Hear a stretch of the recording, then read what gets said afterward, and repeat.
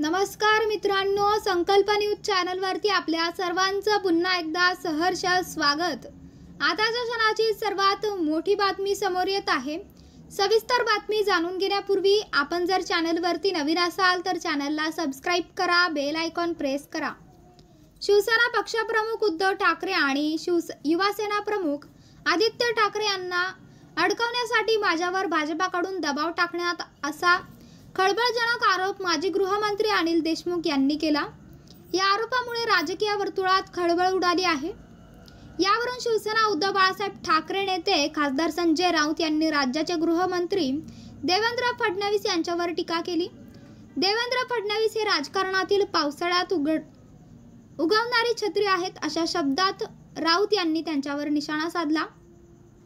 शनिवारी सायंकाळी माध्यमांशी बोलताना खासदार संजय राऊत म्हणाले की देवेंद्र फडणवीस हे राजकारणातील पावसाळ्यात उगवणारी छत्री आहेत।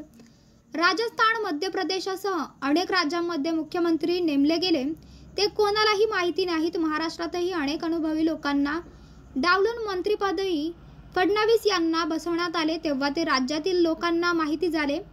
त्यांना नेतृत्व करण्याची चांगली संधी मिळाली होती, मात्र कपट सरकारचे दळबद्री आणि महाराष्ट्राला कलंकित करणारे राजकारण त्यांच्या नेतृत्वाखाली झाले। त्यामुळे राज्याची बहुसंख्य जनता त्यांना खलनायक मानते, याला ते स्वतःच जबाबदार आहेत।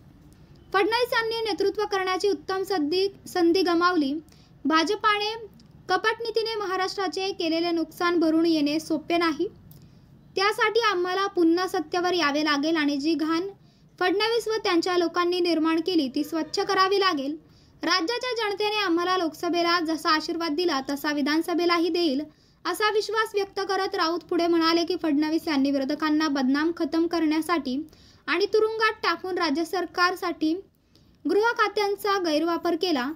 त्यांच्या अवतीभोवती भ्रष्ट कलंकित लोक आहेत। चांगला गृहमंत्री असतात तर 5 मिनिटात अर्धे मंत्रिमंडळ तुरुंगात असते, पण त्यांच्या सोबतीने ते राज्य करत आहेत। हे राज्य महाराष्ट्राच्या संस्कृतीला शोभणारे नाही असा टोलाही राऊत यांनी लगावला। तर मित्रांनो, आपल्याला काय वाटते? आपली प्रतिक्रिया आम्हाला कमेंट बॉक्सच्या माध्यमातून नक्कीच कळवा आणि चॅनलला आणखीनही सबस्क्राइब केलं नसेल तर चॅनलला सबस्क्राइब करा, बेल आयकॉन प्रेस करा, जेणेकरून असेच नवनवीन व्हिडिओ व चालू राजकीय घडामोडी सर्वप्रथम आपल्याला या चॅनलवरती बघायला मिळतील। भेटूयात पुढच्या व्हिडिओस, तोपर्यंत धन्यवाद। जय महाराष्ट्र।